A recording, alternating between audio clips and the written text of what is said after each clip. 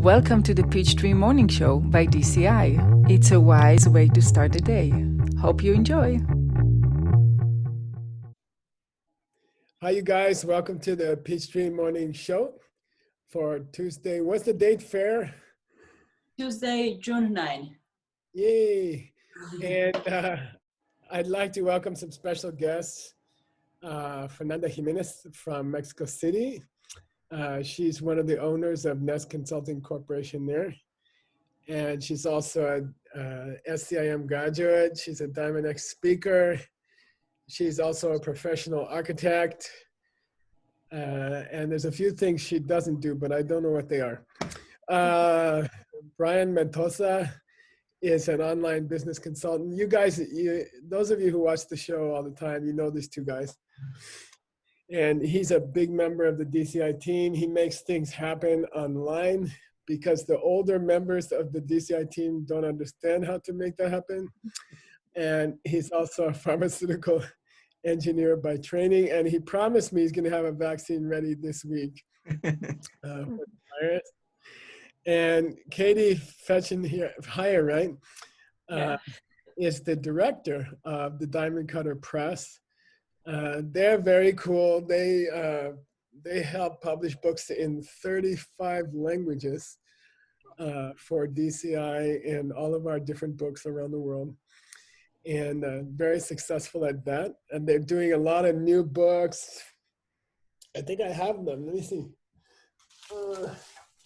There's a new commentary to the Diamond Cutter Sutra, which was just translated by our Mixed Nuts teams and published by Katie's company. And this one just came out. It's a commentary to the Heart Sutra. So the two great sutras of the ancient books published by Diamond Cutter Press. And thank you, Katie, for your hard work to get all those done.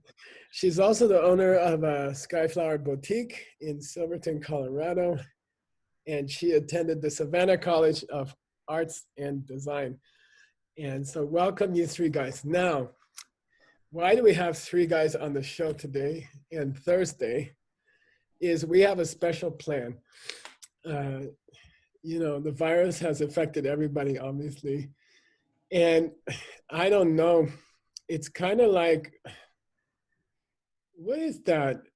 It's like waiting for your high school teacher to call on you in class and ask you some difficult question. Like, you know it's going to come, but you don't know when it's going to come. And you feel nervous and you feel weird because everyone's getting it. And I didn't get it yet, or, you know, and then you don't know what it's going to feel like. You don't know how you're going to feel. You don't know what you're going to do if it comes. And these three people, who are all close to our DCI family, they've had some close experience with the virus in the last few weeks. Brian, we thought tested positive for it last week, but it was just his whole family except him, but especially your grandma, I think, and your aunt. And so they had some difficult times with, especially with grandma. Fer Jimenez had her dad, that I know you're very close to your dad. And I heard he had a difficult time in the hospital with the virus. And I believe he's home now and safe. And then, you know, we were all shocked to find out that Katie Fetch actually tested positive for the virus. It looks like you had it, you know, last month or something. We all thought you had a cold or something. And we were very worried about it because she has a brand new baby who's about, let me guess, 8 months old. A year. She just turned a year. Yeah, oh my gosh. And Ava, who's daughter of Adam Andrade, who's one of our Mixed Nuts translators, and Katie. And, you know, your mom is one of our great SCIM Diamond X teachers. And so the virus is getting a little bit too close for comfort. And so I thought I would start with, maybe I'll start with Fair. And, you know, I thought today for Tuesday's show, we could focus on what it feels like if someone in your family is affected. And then maybe, Fair, if you have any suggestions of what we can do or from your experience. And then Brian, I'll go to you. And then Katie, I was thinking, let's talk a little bit today, but maybe Thursday. Uh, we're all afraid of what's going to happen when we get it, or how it's going to feel, or you know, what does it feel like? What happens to you? How does your family feel? And stuff like that. So let's start with Fair. And Fair, if you don't mind, I feel like those journalists who try to get into your life too much and you don't want them in your life. But if you don't mind, if you could tell us the story of how your dad got sick and what did you guys do and what do you think would help for the rest of us to know about? Okay, so it was like 1 month ago. He was still going to work, still going to the office. So his assistant got it. And when we knew that the assistant was positive, then the next day he went to get a test. I think that was helpful because he could act really quick, like really quick do the test. And then we found out he was positive, but he was starting to have some symptoms, like not feeling very bad. He was at home, but he started to feel more bad that week. Like we had to buy the oxygen because the levels of oxygen were really low.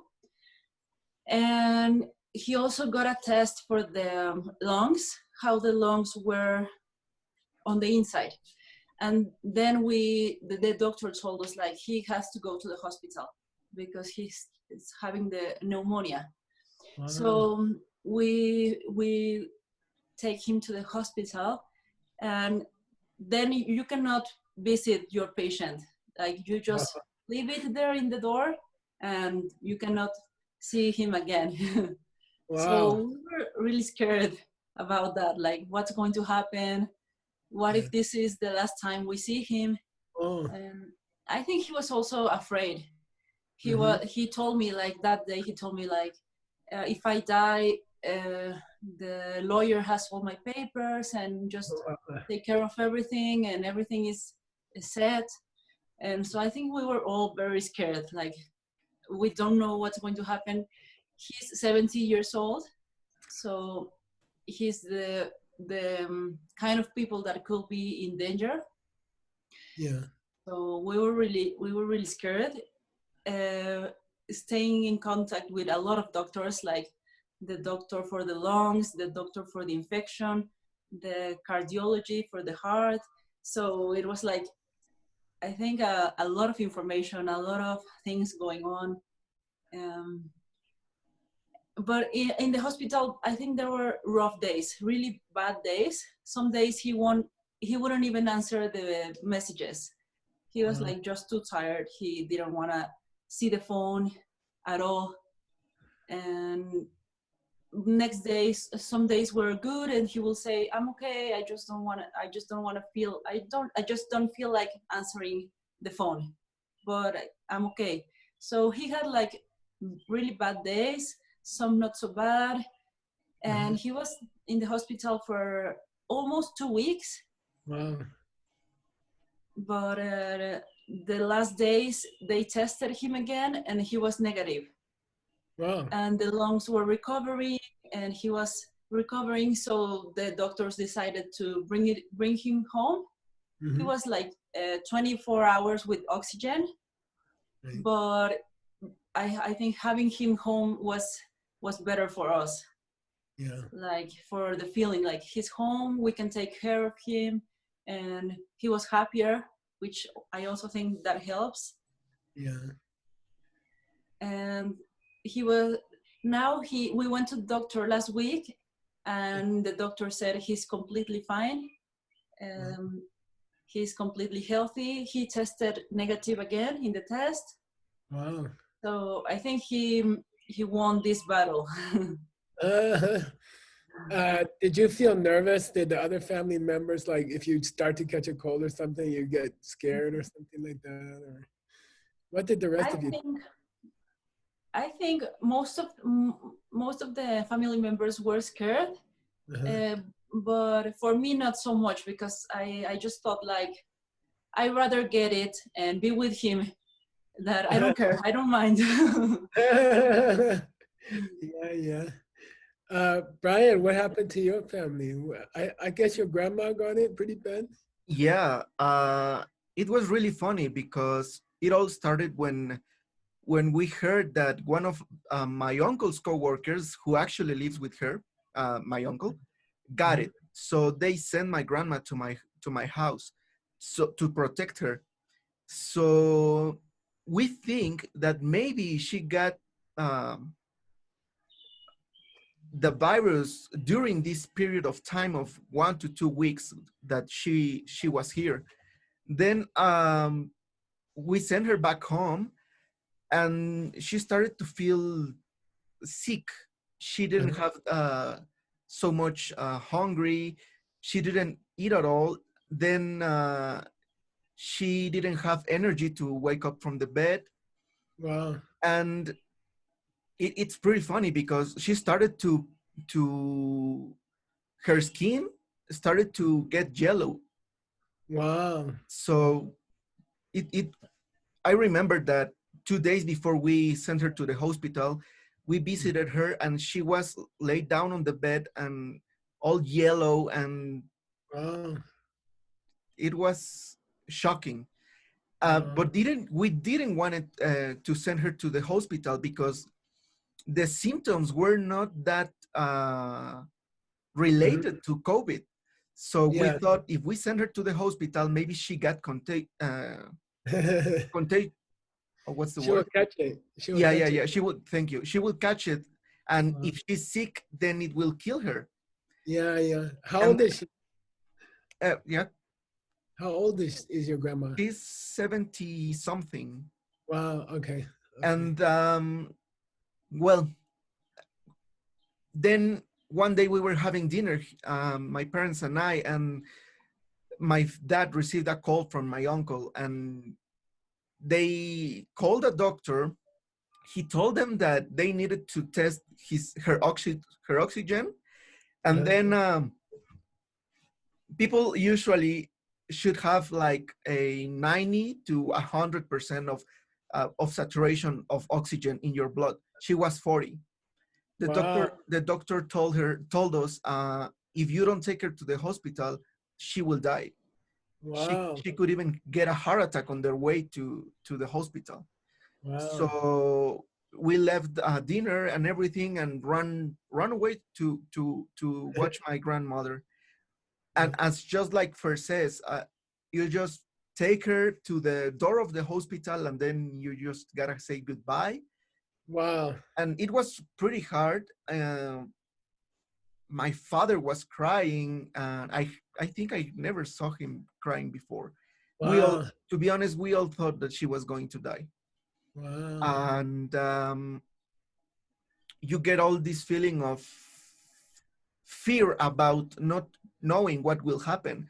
I Yeah. remember that when we to when we went home with her, she started to tell us, okay, this is for you, and this is for you, and Oh that's for you. no.